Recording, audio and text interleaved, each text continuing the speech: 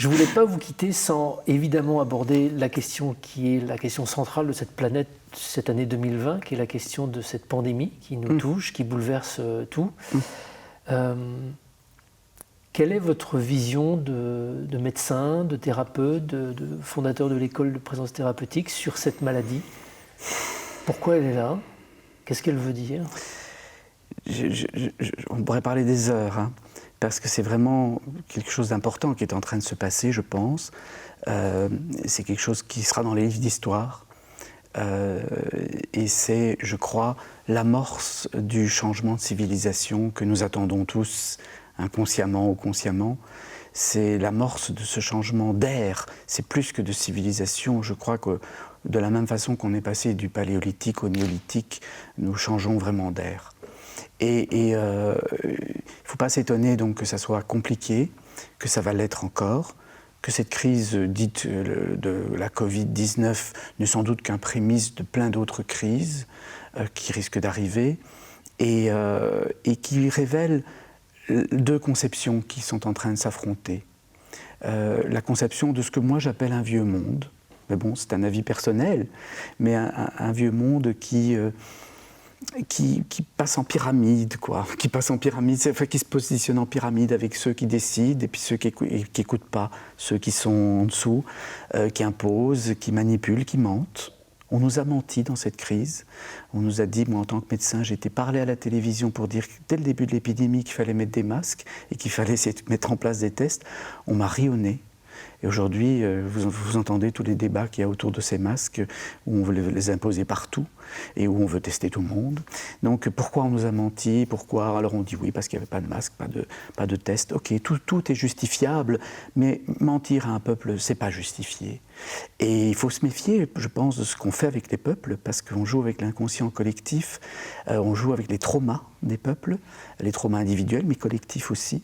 Ce qui se passe, moi, j'écoute les gens quand on était en plein confinement et même après le confinement, qui était parfois plus dur que le confinement. Parce que le confinement, les gens se sont retrouvés un peu isolés dans leur bulle, revenant un peu à l'essentiel pour beaucoup. Pour certains, ça a été très dur parce qu'ils ne vivaient pas dans de bonnes conditions du tout. Mais pour d'autres, ça a été une façon de revenir à un essentiel, à reprendre un rythme un peu plus normal de la vie, alors qu'ils étaient dans une frénésie. Mais après, quand on est sorti du confinement, nous, on avait mis en place avec l'école de la présence thérapeutique une cellule de soutien psychologique et spirituel. On avait une centaine d'intervenants qui gratuitement répondaient aux appels. Et on a entendu des choses terribles, hein, mais des conditions difficiles pour beaucoup, des grandes anxiétés, et surtout on a vu les traumatismes se réveiller. Et moi-même, j'ai été surpris qu'à l'occasion d'un harcèlement, parce que j'appelle ça comme ça, où on m'a traqué, parce que soi-disant je revenais d'une zone rouge, alors que je revenais d'une zone orange, mais il y avait une maldonne informatique, on m'a traqué pour me faire tester et me mettre en quarantaine. La cellule gouvernementale là, en Belgique m'a appelé tous les matins, à 8h du matin, comme ça, c'était... Et j'ai commencé à faire des cauchemars. J'ai cru que la Gestapo rentrait dans ma chambre. Donc j'ai été surpris moi-même de voir ce que ça a réveillé, non contrôlable, parce qu'intellectuellement, je pouvais dire oui, je comprends, ça me fait penser à des régimes un peu totalitaires, etc. Mais c'était incontrôlable. Et donc méfions-nous de ce qu'on fait avec les peuples, parce que ça pourrait réveiller de grandes névroses, de grandes, même psychoses pour certains, ça pourrait faire perdre des pédales et ça pourrait nous emmener dans de la violence. Et c'est ça qui m'inquiète aujourd'hui. Je crois que nos gouvernements se comportent de façon irresponsable en traitant les gens comme des enfants, en n'appelant pas justement à la vraie responsabilité, parce qu'on est dans un système de punition, de répression, on donne des ordres contradictoires, on n'explique pas, on ne fait pas de pédagogie, ou une pédagogie vraiment au ras des pâquerettes. C'est très triste, vraiment. Pour moi, c'est très triste. Et du coup, j'ai voulu prendre de la hauteur par rapport à tout ça, parce que ça m'a même mis en colère aussi.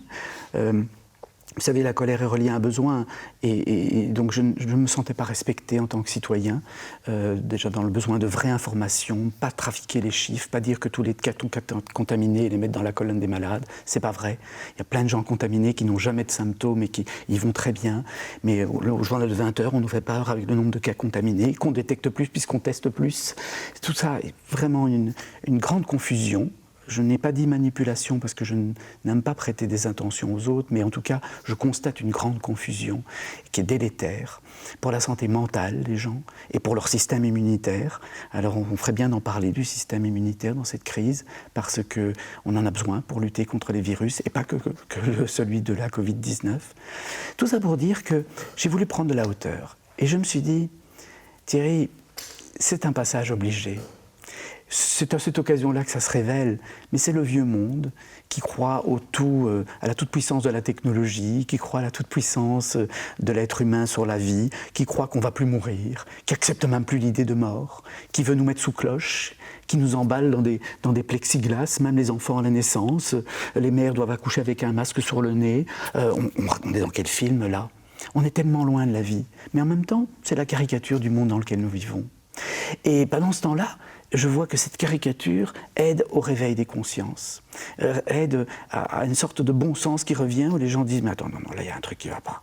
Là, on m'a dit ça, puis on me dit le contraire. Là, on m'empêche de vivre. Là, je commence à me sentir vraiment très faible. Là, même financièrement, ça commence à devenir dangereux. Jusqu'où je vais lâcher mon bon sens. Et il faut peut-être passer par là, par ce genre de caricature, ce genre de choc culturel, pour qu'une vieille civilisation s'évanouisse ou s'effondre, et qu'une nouvelle puisse se reconstruire sur d'autres bases. Mais vous savez, Stéphane, je crois que le changement qui nous attend est tellement grand, tellement énorme pour s'adapter au monde qui vient, parce que ce n'est pas un monde avec le Covid, on nous dit qu'il va falloir vivre avec le Covid, c'est le monde du réchauffement climatique, c'est le monde de la montée des océans, c'est le monde des migrations qui vont se faire en encore plus grand nombre, parce que les gens ne pourront plus habiter certains endroits de notre planète. Il faut le voir, ça. Et du coup, pour que ce changement, que nous soyons prêts à vivre dans un monde changé, parce que ce n'est pas nous qui allons le changer, le monde, c'est le monde qui va changer tout seul. Et il va falloir s'adapter à un changement. Pour que nous soyons conscients, capables de ça, il faut qu'on revienne à beaucoup de bon sens, qu'on soit très connectés à la vie, très connectés à nous, très connectés entre nous, qu'on refasse du vrai lien.